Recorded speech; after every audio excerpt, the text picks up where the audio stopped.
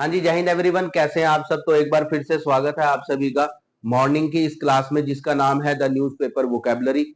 और ये हमारी क्लास एनडीए और सीडीएस दोनों एस्पिरेंट के लिए एक बहुत इंपॉर्टेंट क्लास है जिसको हम लोग वीडियोस के माध्यम से कर रहे हैं। बच्चे, आज हमारे पास द न्यूज़पेपर वोकैबुलरी का डे 9 है।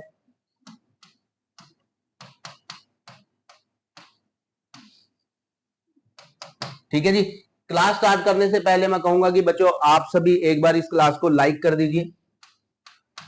लाइक करने के साथ ही बच्चे आप इस वीडियो को देखने के बाद शेयर भी कर दीजिएगा। और जो बच्चे इस चैनल से नए जुड़े हैं वो चैनल को सब्सक्राइब करके बेल आइकन को प्रेस करना मत भूलिएगा। ठीक है जी। आज डे 9 है हमारे पास, कल होगा डे 10 और परसों होगा आपका एक डिटेल्ड टेस्ट इस न्यूज़पेपर वोकैबुलरी का, जिसमें बहुत सारे वर्ड जो है वो एनडी और सीडीएस के पीवाईक्यूज भी है। वक्त हो चला है आज का पहला वर्ड देखने का, तो चलिए स्टार्ट करते हैं बच्चे हम सभी फर्स्ट वर्ड के साथ। आज का फर्स्ट वर्ड है हमारे पास सिलिएटेड। अब सिलिएटेड वर्ड जो है वो टोटली साइंस से लिया गया है और एनडीए एग्जाम में एक बार पूरा का पूरा जो इंग्लिश का पोर्शन था वो साइंस से ही उठाया हुआ था। तो इंपोर्टेंट है वर्ड आप सभी के लिए सिलिएटेड। सिलिएटेड क्या होता है बच्चे? पतली पतली धागों जैसी संरचना है। क्या कहा मैंने? पतली या पतले धागों जैसी जो संरचनाएं होती हैं हमारे पास उसको हम सिलिएटेड कहते हैं। कैसे समझ सकते हैं बच्चे? हम इसको यहां पर देखेंगे। हम something that's ciliated is covered in microscopic projection that look like tiny hairs. पतले पतले छोटे छोटे बालों जैसी जो संरचनाएं होती हैं उसको हम सिलिएटेड बोलते हैं। यहां पर और समझिए इसको मेरे साथ बच्चे, सिलिएटेड एक इंपॉर्टेंट वर्ड है। ये यहां पर इसकी पिक्चर प्रेजेंटेशन दे रखा है दे रखी है जिसका मतलब होता है हमारे पास पतली धागों जैसी संरचनाएं। और यहां पर आप बच्चे से अमीबा कह सकते हैं, सेल कह सकते हैं, अग्लेना कह सकते हैं, फ्लैगलेट कह सकते हैं, ऑर्गेनिज्म कह सकते हैं, पैरामीशियम कह सकते हैं और प्लाज्मोडियम भी कह सकते हैं। आ सकता है बच्चे ये वर्ड आपके पास एग्जाम में, तो ध्यान से करिएगा। नेक्स्ट है हमारे पास, अगर हम अगले वर्ड की बात करें बच्चे, अगला इंपॉर्टेंट वर्ड जो है हमारे पास वो ये रहा, रेसिपी।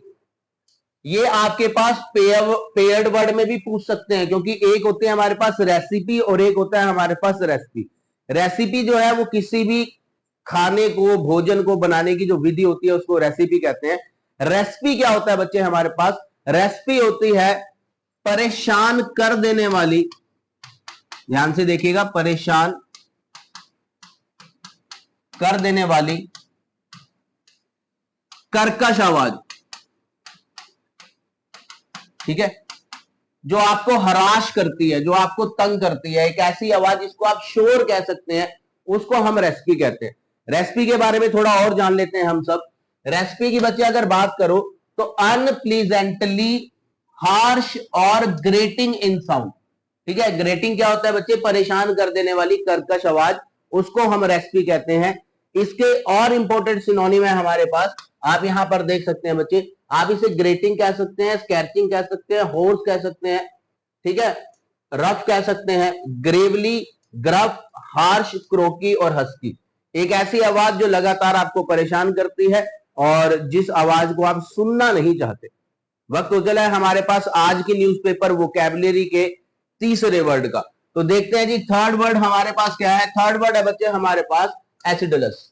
अब एसिडुलस वर्ड बना है हमारे पास एसिड से। ठीक है जी, एसिड जो है वो बहुत तीखे होते हैं, तो आप यहां पर इसको समझ सकते हैं कि something that is acidulous, a person's remark acidulous हो सकते हैं, उसकी बात करने की टोन एसिडुलस हो सकती है, यानी कि बिटर और कटिंग। जब आप किसी को एसिडुलस रिमार्क देते हैं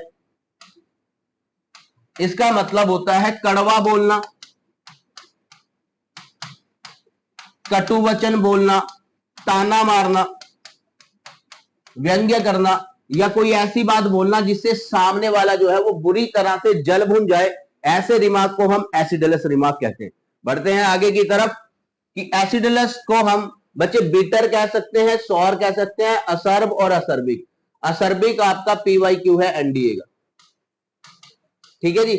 आप इसे एसिडस कह सकते हैं, ड्राई कह सकते हैं, पिक्वेंट एक इंपोर्टेंट वर्ड है, शार्प और टार्ट भी आप इसको कह सकते हैं, मतलब कड़वा बोलना, तीखा बोलना, एसिडलस रिमार्क देना, असर्बिक रिमार्क देना, एसिडिक रिमार्क देना, यानी कि किसी को जला देने वाली बात कह देना। वक्त तो चला है हमारे पास न्यूज़पेपर वोकैबुलरी के अगले वर्ड का, जो ये रहा आप सभी की स्क्रीन पर। डोलोरस क्या होता है बच्चे? डोलोरस एक बहुत इंपॉर्टेंट वर्ड है जिसका मीनिंग होता है फीलिंग और एक्सप्रेसिंग ग्रेट सोरो और डिस्ट्रेस। सोरो और डिस्ट्रेस क्या होता है बच्चे? दुख, पीड़ा। इसके लिए एक और बहुत इंपॉर्टेंट वर्ड है जिसको आप एंग्विश बोलते हैं बच्चे। एंग्विश क्या होती है? किसी की तकलीफ, किसी की पीड़ा, दर्द, दुख। सो डोलोरस एक ऐसा पर्सन होता है बच्चे, डोलोरस से याद आ गया, आप इसे डोलफुल भी कह सकते हैं। डोलफुल पर्सन भी जो है वो बहुत उदास होता है, वेरी सैड। ठीक है जी। तो डोलोरस से रिलेटेड हमारे पास कौन कौन से वर्ड हैं जो एग्जाम में पूछे जा सकते हैं बच्चे? मॉर्नफुल कह सकते हैं, पीवाईक्यू है। वोफुल कह सकते हैं, पीवाईक्यू है। डोलफुल कह सकते हैं, पीवाईक्यू है। Sorrowful, sad, unhappy, depressed, PYQ है। डिजमल पीवाईक्यू है, ग्लोमी पीवाईक्यू है, और हमारे पास मोरोज भी पीवाईक्यू है। इतने सारे वर्ड्स जो कि एनडीए के एग्जाम में या सीडीएस के एग्जाम में पहले भी आपसे पूछे जा चुके हैं। ठीक है जी। तो आप खुद देख लीजिए कि ये स्लाइड, ये क्लास, ये वीडियो, ये न्यूज़पेपर वोकैबुलरी आप सबके लिए कितनी ज्यादा जरूरी है। उम्मीद करता हूं कि हर बच्चे के पास अपना पेन और नोटबुक जरूर होगा, क्योंकि मैं हर वीडियो में आपको एक ही बात कह रहा हूं कि ये पीडीएफ तो आपको डिफेंस जोन टेलीग्राम चैनल पर मिल जाएगी, विद एनोटेशन मिल जाएगी, कोई दिक्कत नहीं है किसी तरह की। लेकिन जितना आप यहां पर अपना पेन नोटबुक पर घिसेंगे, जितना आप अपनी प्रिपरेशन करेंगे, जितना आप अपने नोट्स तैयार करेंगे, उतनी ही कम तकलीफ आपको एग्जाम में होगी। और जो बच्चे बिना नोटबुक के कोई भी इस तरह की इंपोर्टेंट क्लास को अटेंड करते हैं, तो भाई उनको तो एग्जाम में बहुत ज्यादा तकलीफ होने वाली। वक्त तो चला है आज के अगले इंपोर्टेंट वर्ड पर चलने का, तो चलते हैं बच्चे। नेक्स्ट वर्ड है हमारे पास डॉगमा। अब ये डॉगमा क्या होता है, आइए हम इसको समझ लेते हैं बच्चे। डॉगमा आजकल बहुत पॉपुलर वर्ड है। Dogma means the doctrine of belief in a religion और अ पॉलिटिकल सिस्टम। तो आप डॉगमा को एक कट्टर विश्वास कह सकते हैं। ठीक है जी। एक कट्टर विश्वास होना किसी चीज पर, चाहे वो आपका रिलीजन है, चाहे वो कोई पॉलिटिकल सिस्टम है, उस पर अगर आपका किसी पुरानी विचारधारा पर आपका कट्टर विश्वास है तो उसको आप डॉगमा कह सकते हैं, जिसको हम यहां पर और अच्छे से समझ लेंगे कि एक तरह की बच्चे टीचिंग होती है, बिलीफ होता है, कन्विक्शन होती है, टेनेट कह सकते हैं, प्रिंसिपल कह सकते हैं, एथिक कह सकते हैं, प्रीसेप्ट कह सकते हैं, मैगजाइन कह सकते हैं, आर्टिकल ऑफ फेथ और कैनन। अब देख लो, कैनन का एक मतलब विश्वास भी होता है, आर्टिकल ऑफ फेथ भी होता है। ठीक है जी। सारे के सारे इंपॉर्टेंट वर्ड है। लाइव क्लास या किसी वीडियो के दौरान यह बिल्कुल भी संभव नहीं है कि आप साथ साथ इस सारी वोकैब को लर्न कर ले, ये पॉसिबल नहीं है। आपको बाद में ही इसको लर्न करना पड़ेगा, और करना जरूर पड़ेगा, क्योंकि परसों हमारे पास एक टेस्ट आप सभी के लिए लाइव कंडक्ट किया जाएगा, और उस टेस्ट में सबने आना है जो भी ये न्यूज़पेपर वोकैबुलरी वाली वीडियो देख रहे हैं। अगर सुबह सुबह मैं आप सभी के लिए मेहनत कर रहा हूं और मुझसे ज्यादा मेहनत आप करते हैं इस तरह की वीडियो से कंटेंट इकट्ठा करके अपने एनडीए सीडीएस एग्जाम की प्रिपरेशन कर रहे हैं, तो यकीन मानिएगा हम किसी तरह का कोई भी टाइम वेस्ट नहीं कर रहे। वक्त तो चला है आगे मूव करने का। नेक्स्ट इंपोर्टेंट वर्ड है बच्चे हमारे पास परपेचुअल।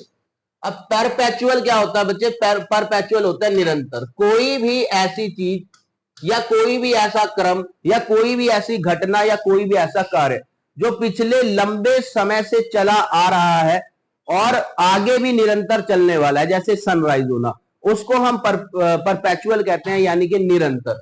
ठीक है। कैसे समझ सकते हैं बच्चे हम इस वर्ड को? यहां पर देखिए, continuing for a long period of time without stopping. कोई ऐसी घटना जो पिछले लंबे समय से चली आ रही है और उसने अभी तक कोई ब्रेक नहीं लिया, वो परपेचुअल वर्क हो सकता है, वो परपेचुअल एक्शन हो सकता है।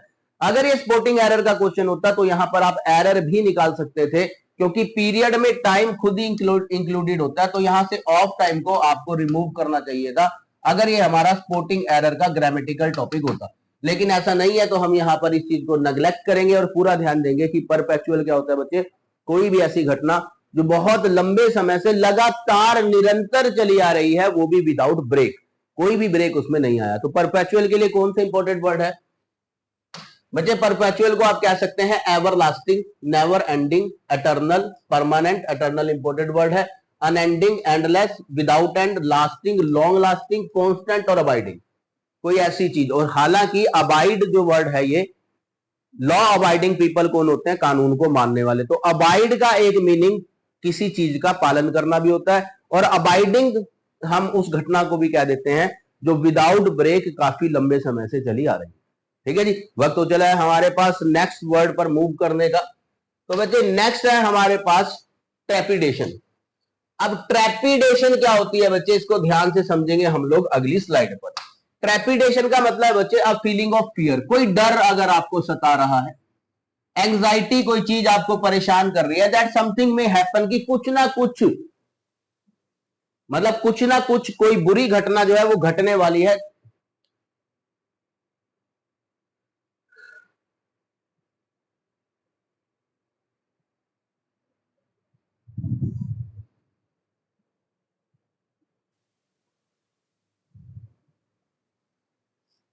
सॉरी बेटा, वो कैमरा ऑफ हो गया था। तो हम पढ़ रहे थे अपना, हो जा भाई फोकस फटाफट। हाँ, तो हम ट्रेपिडेशन वर्ड पढ़ रहे थे। ट्रेपिडेशन का मतलब है हमारे पास जब हमारे मन में किसी बुरी घटना के घटने का जब डर हो जाता है ना हमारे मन में, तो हम उसको ट्रेपिडेशन कहते हैं। तो ट्रेपिडेशन को अगर आप सिंपल एक वर्ड में समझना चाहें, तो ट्रेपिडेशन को आप कहेंगे घबराहट, जो कभी भी किसी को भी हो जाती है। ठीक है, उस टाइम पर आपको अपने मन को समझाना चाहिए कि ऑल इज वेल, सब ठीक है। ठीक है जी। तो ट्रेपिडेशन एक तरह की घबराहट होती है बच्चे, जिसको आप एक अजीब सा फियर कह सकते हैं, एप्रीहेंशन कह सकते हैं, ड्रेड कह सकते हैं, और फियरफुलनेस कह सकते हैं, एप्रीहेंसिवनेस कह सकते हैं, एगिटेशन जब भड़का हो बंदा, एंग्जाइटी कह सकते हैं, वरी कह सकते हैं, नर्वसनेस कह सकते हैं, और एक तरह की टेंशन हो जाना भी आप कह सकते हैं। जब किसी तरह की कोई घबराहट हमारे मन में होती है, प्रॉपर वर्ड हमने कौन सा पढ़ा था? ट्रेपिडेशन, भूलना मत बच्चे। ट्रेपिडेशन क्या होता है? अजीब सी घबराहट होना मन में, नर्वस हो जाना, टेंशन हो जाना, एंग्जाइटी हो जाना, फियर हो जाना, एप्रीहेंशन हो जाना, डर हो जाना किसी चीज का। ठीक है जी, वक्त तो चला है वोकैबुलरी के अगले पड़ाव पर चलने का, जहां पर एक और इंपॉर्टेंट वर्ड आपका इंतजार कर रहा है, जो है मैट्रिक्स। अब अजय मैट्रिक्स क्या होता है उसको ध्यान से समझिए आप सभी। मैट्रिक्स होता है द कल्चरल, सोशल और political environment in which something develops. मतलब मैट्रिक्स का मतलब होता है जब चीजें ना अपने आप बनना स्टार्ट हो जाती हैं, उसको हम मैट्रिक्स कहते हैं। ठीक है जी। तो आप मैट्रिक्स को बनावट भी कह सकते हैं और बनना भी कह सकते हैं। और अच्छे से समझने के लिए हमें इसके सिनोनिम्स तक चलना पड़ेगा मैट्रिक्स के। तो बच्चे मैट्रिक्स होता है cast, forge, form, grid, model, mould, origin और पैटर्न।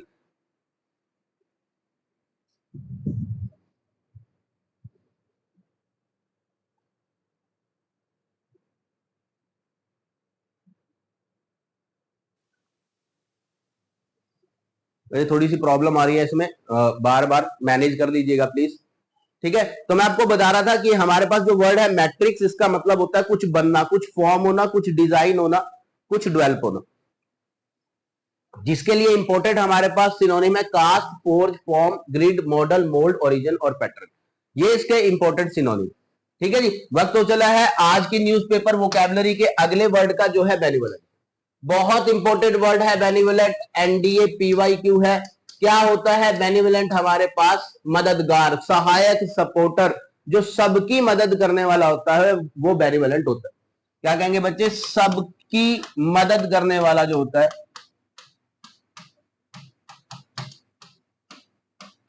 वो हमारे पास बेनिवोलेंट होता है, जो सबकी मदद करता है। ठीक है जी, यहां पर लिखा भी है कि ऐसा पर्सन जो बेनिवोलेंट है वो काइंड है, फ्रेंडली है और हेल्पफुल।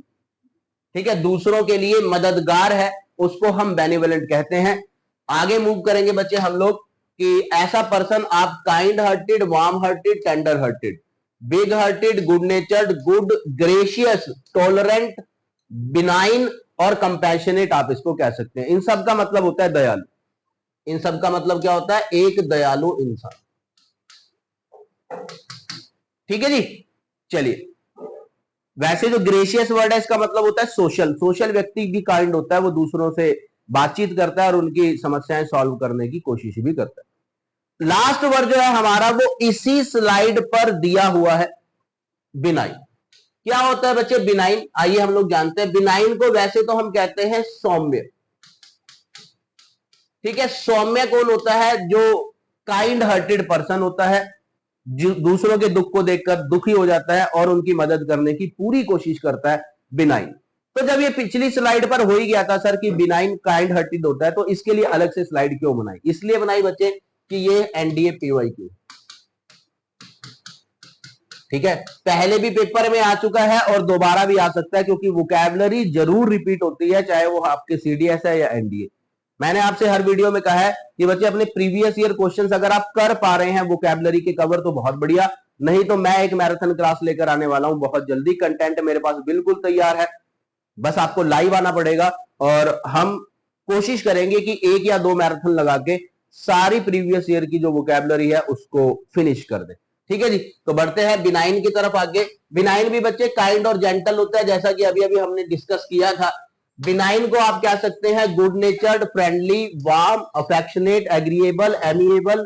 अब ये जो एमिएबल है ना बच्चे, लास्ट में हमने जो वर्ड पढ़ा था ना भी ग्रेशियस, ये उसका सिनोनिम है, ठीक है। गुड ऑमर्ड, जेनियल, कॉन्जेनियल और कॉर्डियल, इन सब का मतलब भी होता है दयालु, जो दिल से बहुत बढ़िया होता है, ठीक है जी। तो ये थी आपके पास आज की न्यूज़पेपर वोकैबुलरी के इंपोर्टेंट वर्ड। तो थैंक यू सो मच बच्चे। एक छोटा सा काम जरूर करिएगा, इस क्लास को लाइक कर दीजिएगा। कैसी रही है क्लास कमेंट बॉक्स में कमेंट करके जरूर बताइएगा, ठीक है। भूलना मत जितने ही बच्चे इस वीडियो को देखें, अगर कोई कमी लगी हो तो वो भी आपको बतानी है। बाकी बच्चे कंटेंट तो आपने लर्न करना, फटाफट से लर्न कर लो। डे 9 यहां पर हुआ कंप्लीट, मिलते हैं डे 10 और उसके बाद एक टेस्ट के साथ आप सभी से। तब तक के लिए सबको जय हिंद, जय भारत, आपका दिन शुभ रहे।